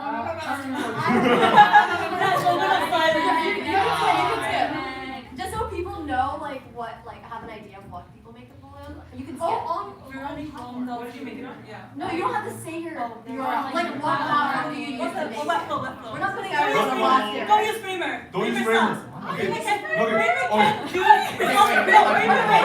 next conversation, go down the line and say what platform you use. Doesn't matter. No, you start. Okay, I custom coded mine and then posted it on GitHub pages. Okay, you don't start. I'm sorry. Okay, I love reviewing. I love the coding class. I love coding in general, so that's why. Did you use your Okay, I CTA? suck with CS, but Yeah, Tutoring actually, is so the some only elements course were I actually doing. enjoy. So if you suck with CS, you'll like Tutoring. Sorry? If you suck with CS, you'll like Tutoring, because if I could code that shit, you can. Oh, I almost failed Yeah. 61516, but I love Yeah, tutoring. So yeah. you take that as your bandwidth. Friday 36228 is your HTML CSS class. Yes. Very important. I used Framer. Because it's free. It's not. Yes, It is. It's like free for like the first page. Yeah, it's only, Like, if you don't go in depth, like CMS collection and stuff, then it's free. It's free for students. Oh, I mean, Webflow's also free for students. But it's Exactly. forever. It's forever. Oh, forever? Okay, let's keep it. Maybe I should introduce it to. I don't have a portfolio yet. Whoops. That's okay. It's okay. David, what is this on? Webflow? Webflow only because corporate still uses Webflow. But I think they're transitioning to a Framer soon. Yeah, probably. Yeah. Okay, I used Framer for one day and then I hated it, so I switched to Webflow immediately and it worked. I want to preface this by saying for marketing, what I was looking for, you don't need portfolios. And one of the jobs I applied to on LinkedIn, the manager reached out and was like, can I get a portfolio? So I made mine in 30 minutes on Canva. Okay, do with that what you will. But I want to also know from a show of hands, how many of you are interested in the business side of GBDA and not the design side? Let's go! Thank you. We're not the only I'm ones! not a designer. I don't feel like you need to design when you're in. Yeah, don't see, design. yeah, Hey, you're. What do y'all think about using a template for your portfolio? Ooh. No judgment. No judgment. I did. Because I made my portfolio like, I want to say 3 weeks before cycle 1 started. So I was a good time for that. Yeah, actually, sorry, really quickly, like all of you should be working on your portfolios right the fuck now. No, they don't. Okay. Okay, I'm not stressing Only you if guys out. your job, if you think your job will require you to. Yeah. If your job requires you to have a portfolio, please make one before 3A starts, before you're applying to co-op. Or even like if you don't want to start like properly, just gather all of your assignments and the work you've done into like a folder. So when you feel the need to like do a portfolio, all your assets are in one place. I will say though, my job didn't ask for portfolio, but like I think that's the reason why I got the job. Because like in the interview they're like, oh, we like your portfolio, and I think that's what. Yeah, it's Submit it even. Did you use the portfolio at the end of 212 for your jobs? No, I did. Like I built off of it. It made me start thinking about it. Yeah. Design, you will. Yeah. It gives you like a starting point, but then I didn't use that one because it was just I don't even know what website I used for that. So only when they asked me for one, I made it. But I would say usually for marketing, they don't really ask me for a portfolio, but as Marianne said, I think it is helpful if you have a portfolio and a lot of jobs, they will look at it and it could set you apart. You honestly could just make a Notion page. Yeah. They I have mean, it Collect all your depends. assets. Sorry, can I ask what kinds of jobs are you looking for? What kinds of jobs? Because you asked for the portfolio. No, this could be like after, like because this is very one-on-one right now. Job specific advice. If you are looking for a more like UX or product heavy thing, then yes, Notion will be fine. If you're looking for more UI visual design, then you have to make your own, and using a template is not going to work for you. Marketing, since the portfolio is required, if you use a template, I think that we will be okay with it. They mainly look for what you can do. So as long as you show that you can do something, it's more than just Why did it pop up like that? Yeah, like that. Like that. You would want to showcase something like that. But like if you're like rebrand, so what class is this? Like 202. Oh, you guys are taking 202 right now. This was his 202 final project. Mine did not look like this. So be please. You're welcome, David. Okay, just like Yeah. future advice. This is my final Try project. hard so that you have content that you can fall back on. Yeah. So like, make sure that like your class assignments Like are try for your class. Yeah. Actually put in the other because then you'll have something like that. so that you don't waste more time than you have to. For a website builder, I feel like no one knows this website called ReadyMag. It is Yeah. it's so easy to use, and it's so easy to connect with domain names. Yeah. And they have students. Yeah. Any other questions? If not, I'll read off the menu. Menu. Okay, so, whatever. Did you guys enjoy your co-op term? We're on a rapid fire because we're basically done. Did you enjoy your co-op? Yeah, a lot. Hell yes. Yeah. How important are portfolios if you're when did you start? Sorry guys, we already answered that one. Should I choose different fields for my co-op? Yes. Yeah. You don't know what you're gonna get, and you never know if you're gonna like it. Explore all your options. Try something new every term, it's fun. Did you find co-op jobs outside of design? Yes. Yes. What are some popular businesses who focus on co-ops? Banks have a yeah. Banks are pretty prestigious. Yeah. Yeah. Like they have good like internal culture. Insurance. Weirdly, like half the friends I know work in insurance. Yeah, insurance. WSIB is an insurance company. Yeah. How important is networking in terms of finding a co-op? Very important. And wow, I'll ask you later. How did you start building your portfolio? Just do it. Yeah. Start with a notion that you like document your. Something is better than nothing. Yeah. No, but if you guys are actually looking for steps, start with a Notion page, write down your assignments, and like write down the problem sheets, like stuff like that. Add pictures, add graphics. You at least have something, and then like translate it into it. Another question? The work that you complete during your co-ops. Project. The work that you complete during your co-ops, do you put that on your portfolio, or do you rather like put just a job itself on your resume? Depends on the job. Mine is under NDA, so like. Yeah. If I- you're, Sorry, go. no, I was about to say like same thing. Like if you're under NDA, you can't. Ask. But I want to, say ask first. But if you want to put something on your portfolio, like an image, say that you did something and it's public, you can put that on your portfolio/website and have it locked with a password. So then if recruiters do want to see that specific project, they can ask you for the password and then so you can give it to them, so you know who's looking, if that makes sense. Usually the note section when you're applying, you usually get the password. Yeah. Yes, you can. You can, like, for my work, at least, I didn't do, well, I did a design, basically a design fund at my work, so I was able to do, I was looking for one project from my work, even though technically there's no work I would need to put because it's so different from design. But just as I said, just ask, see what information you can and can't put. Most likely, if this stuff, like assets or anything they have is already public, then most likely it's fine. Just probably the information you put on to be careful with.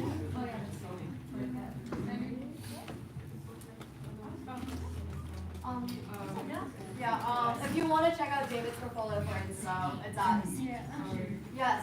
It's a question for UX UI design. When you write your case study, you follow the 5 stages.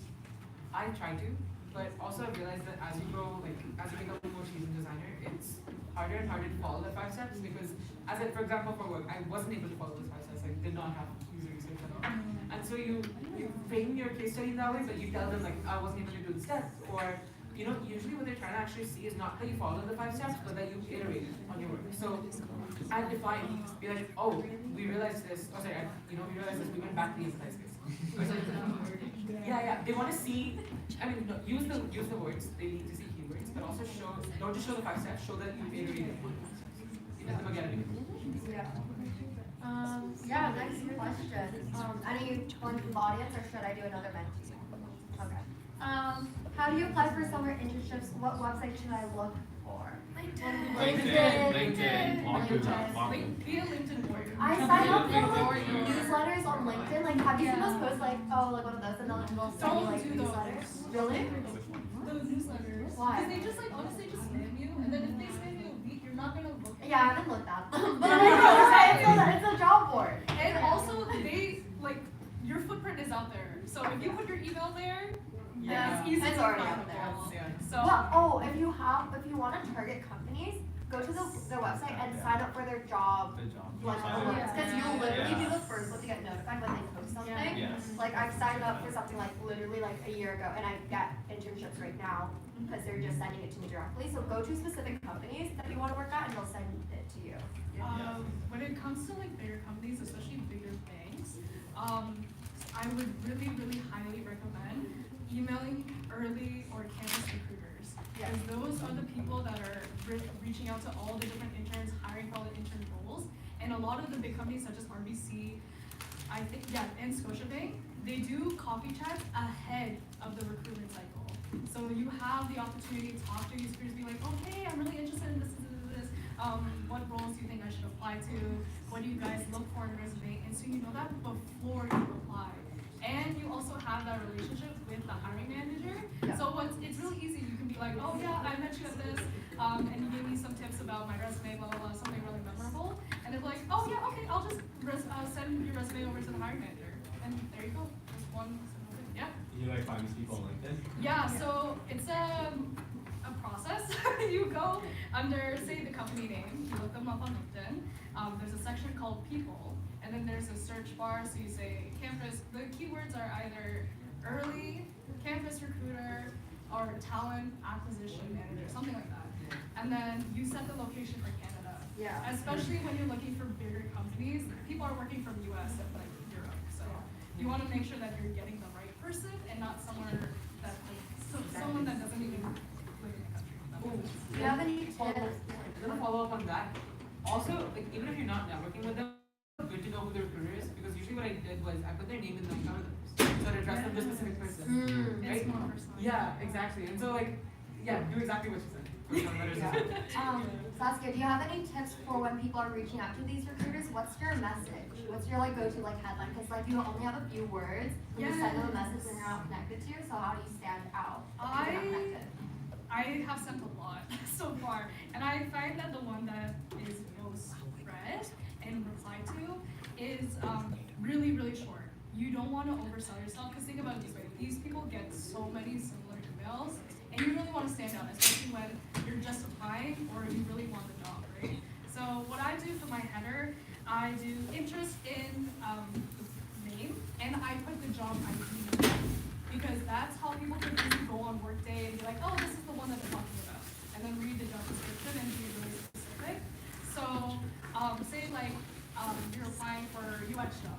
So say your header would say interest in UX Co-op Intern, the job number 2101, blah, blah, blah, at company name. And then you would say, hi, I hope you're doing well. My name is blah, blah, blah. I'm a student at University of Waterloo. I study this and that. And then you put your basically elevator pitch. And you want to keep that down to at least less than a paragraph max. I think mine is like 3 sentences. And then I try to make it really eye-catching, because once they get past the first paragraph, if it's not interesting, they're gonna skip it. So I think I do like just a little TLDR intro about me. I really like storytelling. I'm very passionate about marketing, blah, blah, blah, blah. And then I put my 3 eye-catching points and be like, I'm really interested in learning more about the role and your insights as their job title. Would you have like 20 minutes to talk about this opportunity? Thanks so much, really appreciate it. And make sure you input your resume in the email. Because if you're just emailing them and they have no idea who you are, how are they supposed to know you're really qualified? So make sure you include the resume, make sure you have a good eye-catching email, and fingers crossed. Was this for campus recruiters? It was for everyone. I did hiring manager. I cold emailed everybody. Nice. But mainly try to stick to hiring managers and campus recruiters or people on teams. Yeah. Like on that specific team. Because if you're emailing like the VP, they're not gonna respond. They're not gonna respond. So I email like the other interns. You know, Yes. that were part of the past, and I asked them about their experience, how their hiring process is like. Yeah. Because like, and then I asked, so can you connect me to your manager? Like, also look for people that have campus ambassador, especially ex-interns, because those people are getting paid to search for potential people, and then they can connect you directly to a recruiter. There you go, you're set. Also another thing, like once you get the job, I found like a good tip for me was to actually contact, if there was an intern before you, contact the intern that was there before you for tips, like things that they struggled with on the job, like they'll give you advice, like so you can be like, let's be like even better than them, but like you know, learn from their mistakes, learn from their actions. So and ask about their experience, because you don't want to be working at a company that you really tried hard in, and then the job kind of sucks. Like don't be afraid to ask questions. LinkedIn's like honestly your best friend. Yeah. Intern, they're usually pretty honest. But yeah. Everybody on that LinkedIn grind. Yeah. Also, you shared your template for campus recruiters. I was searching through my LinkedIn. So usually, I remember how I explained, I don't usually message campus recruiters, I message people like in the industry or people who are working.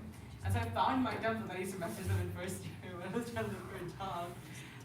I guess quickly, copy paste it. Okay. Are you USB-C? We could like, Oh, we no. could screen share it. We're not. The whole conversation. Hi, Austin. I'm currently studying GBDA at UW. Your career journey in UX is really inspiring. I would love to learn more. Could we connect for a virtual coffee chat? I'd really appreciate your guidance and insights. Thank you, Gaurav. Because you're like limited to 200 characters, and like I'm mostly worried about them. Like, oh, you know, you're so great. Can you please talk? Yeah, gas them up. Yeah. Please. Do any of the new people that came in have any questions? No. Or just here to listen? Yeah, just here to listen. Okay, last 3 questions. 2 of them are about co-op abroad. How many people are interested in co-op abroad? Because if anything, just directly go to her if there's not that many. Yeah? Okay, co-op abroad questions. For co-op abroad, what's the application process like and what should be expected? Is the application process for co-op abroad different than local co-op application process? Veronique? I think there's like a lot of difference, especially like in my situation, I have to apply for visa, and it took the longest time to, oh my god, it took the longest time Visas to are hard. Yeah, visa is like really hard to apply, so make sure you ask as much as possible to like HR or like the people that interview, because like I applied for what it works, but I know like if you apply externally, there's gonna be another step. Like one of my friends, they applied on LinkedIn, I think, and that's why they went to Singapore. But then their supervisors keep like, I don't know, just like ghosting them. So like they didn't send any information about visa and like how to apply for everything. So they have to like Google it themselves. So I would say like ask as much questions as possible. Yeah. Rachi actually is an international student applying for co-op processes. Do you want to talk about your experience? Because I know a lot of jobs require you to be a Canadian citizen. I think that's probably the worst part. The fact that a lot of them say you have to have a PR or be a Canadian citizen. So in my job, because I was working for the co-op department, I asked them to add that filter so that I'm not wasting my time clicking into each and then it being a Canadian citizen. As an international student, I would say back in my home country, you're not allowed to work until you're 21. So I didn't have any work experiences, and when I came here, all my domestic friends were like working 6 part-time jobs or some shit like that. I was like, okay, whatever. So really take use the campus resources in terms of like getting into clubs and stuff and taking exec roles and leadership roles, because you can put those on your resume if you don't have any prior work experience. Also, as an international student, I would say, like I said before, it really is a numbers game, and because you're already limited to jobs, and also there is always that underlying bias of like not picking an international student because of visa, sponsorship, whatever bullshit. Apply to as many jobs as possible, not only on Word Works, go outside of it. Use Indeed, use Glassdoor, use LinkedIn, anything you can. I never did the cold messaging or cold emailing. I'll probably have to do that this time, so get on that. Gaurav's also an international student, actually. Yeah. Yeah. Sorry? I'm also an international student. Had a very different experience in terms of the kinds of jobs I was applying to, because I was very geared towards like big corporate. I want that name on my resume, and so it was very like focused there. And usually as an international student, like big companies don't really care. So that's my little life hack: apply for bigger companies. I didn't face as much of an issue, but also I was coming from a really like a place of privilege because I did have a lot of UX experience coming into the job. So do what you think is best. I think I followed Rachi's advice more than mine in this case. I'm not an expert at this. I guess Aydan, so he also had a cool unique take in the sense that he's a designer, GBDA student, but he did an engineer role for his co-op. Do you want to touch point on that? Yeah, I mean, so as I said before, like way before, my application process was very different because I asked my family friends and asked, hey, can like, are they hiring? And Oh, wait, disclaimer, don't be afraid to use your family connections. I think people like, don't be afraid, like literally the job market's so tough. Ask your family, ask your cousins, ask your family friends, ask everybody. Job market's tough, don't be ashamed. Yeah, like people might make fun of you for being Nepo, honestly. I don't make fun of you. No, but like some people are like really good at Nepo, don't worry about it. Like, it's just how it is now at this point. Like, a win is a win. Exactly, a win is a win. Yeah, that truly is. It truly was a win. As I say, like, yeah. So my application process was different. Went to a family friend. They were hiring for quality assurance analysts. Really, I don't know what it's not much more I can say. It's like really just ask your family, ask your family friends, ask your family friends, maybe cousins or anything, and just like see what they have. Because usually even actually I know for the score, sometimes you get a referral bonus. So if you actually are able to refer someone into the company, you get money. You get, You want to refer us? I'm right here, bro. I'm next to you in this co-op panel right now. I can see you right now. Guys, I can see You're not one spreading the face. bread, bro. What are you doing? Why are you here? Okay.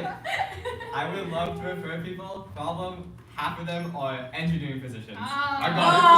I really don't want to Also, you're not employed with them anymore. I'm not employed with them anymore. But I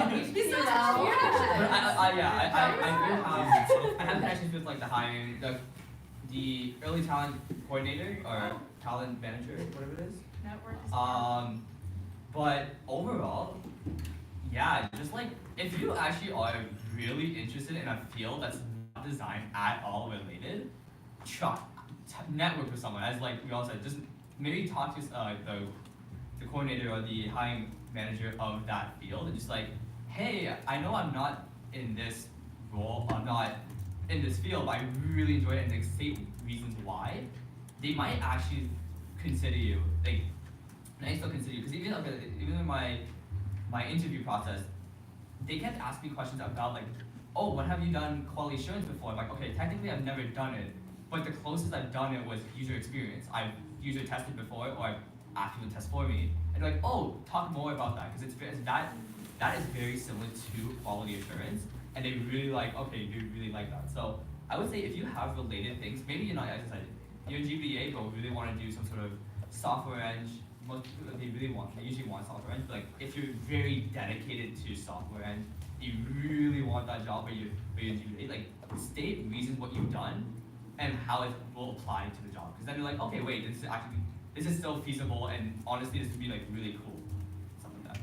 Yeah, and then, sorry, really quickly, like just to jump off of that, like don't feel like in the Waterloo Works page, you can see that there's like all of the job postings, and then for your program, don't feel like you have to search like just in the four-year program. Like there are so many other jobs if you want to just look at something completely like out of the realm of GBDA, like just go for it, honestly, because you really never know. Also, your filter sucks. We're not even GBDA on there, right? We're global design and digital arts. So basically how like the Waterloo Works like user interface is, it's like there's like obviously a folder for all programs, the second one's like four-year program. And like, If someone can I mean, hire they're not starting for another year. Please change it. Please Yeah, change whoever it. wants to be a website designer for Waterloo Works, that'd be great. Yeah, it's really bad. That's honestly a really good project. For both of you. I'm sorry. I know. Now. One of my friends, Justin, actually redesigned Quest, or no, Flow, and Quest is like a combo. Quest is like really bad. To get his job, like we were coworkers, so he got the same job.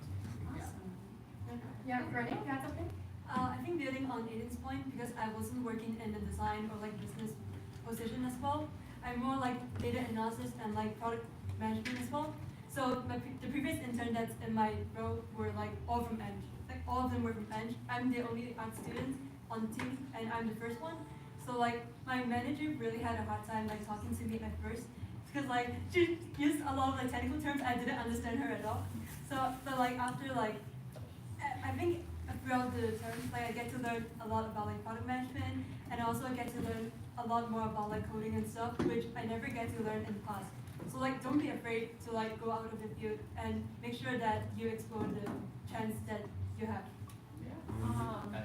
We're gonna wrap things up, so like I'm gonna go over David and Saskia really quick, just lightning TLDR.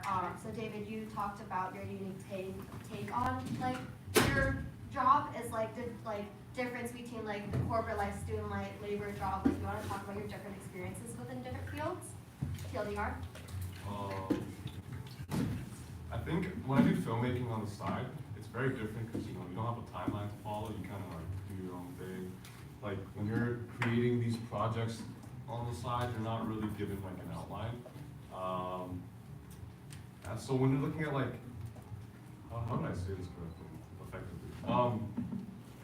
Just learn how to adapt to like what you're given. too, and learn how to translate one thing I'll tell you right now is most of the skills I had at my previous job I didn't learn in this program. Not to hate on the program, but I just have different interests and hobbies, and that's the most important thing. Guys, don't just take what you learned from the program and put it into your job, because it's not gonna help you at all. Obviously, there's some key things user research and whatnot, but if you really want to stand out in a crowd full of the same applicants as you gotta do it differently, especially if you're going against all those engineering guys, because we're in a very special program where we're taught multiple different skills at the same time. So that's the beauty of it. That's how we really can shine. Yeah, that's not really your question. It's just yeah, solid. Saskia, do you have any final words? This is the LinkedIn Warrior, so if anyone has questions about LinkedIn, go ahead. I don't know what else to say. I haven't said. Yeah, you kind of talked. Yeah, I think we answered I think that's pretty valid. I'm gonna have these for everyone's names. I guess we're gonna start mingling and networking. Anyone has to go ahead. Yeah, connect with any of these people on LinkedIn, me or Marianne if you want to. But yeah, if everyone, I can go home, grab snacks, and talk to our panelists. Thank you, everybody.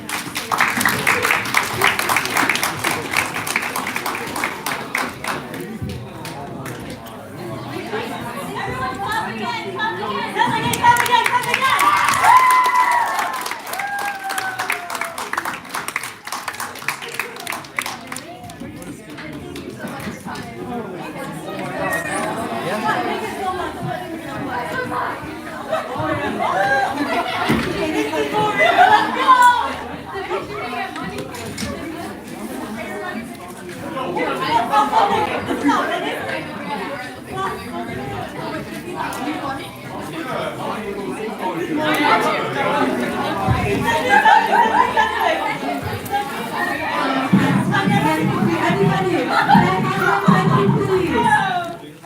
Hi everyone, it'd be nice to release some feedback for our host and GBDA Co-op. The feedback sticky notes are near the black box in the front. And there's pen there, and you can stick it at the wall at the back. Thank you very much. Please leave your feedback. Let us know if you want to see more of these. Third year's next fall is going to be going abroad, so if you want to see us back and talk about our abroad experiences, that could be something for future GBDA song. We're all going, I think most of us, we're all. Okay, who's going to put anyone with their hand? Who's going to, wait, okay, let me, who's going to Europe? Ask them Europe questions. We're currently applying. I'm going to Australia. Yeah. And there's a lot of GBDAs, a handful of GBDAs are going to Singapore, Hong Kong. So maybe you'll see us in a year. Leave your feedback, please. Thank you. Thank you for coming. Thank you for coming, guys. Thank you.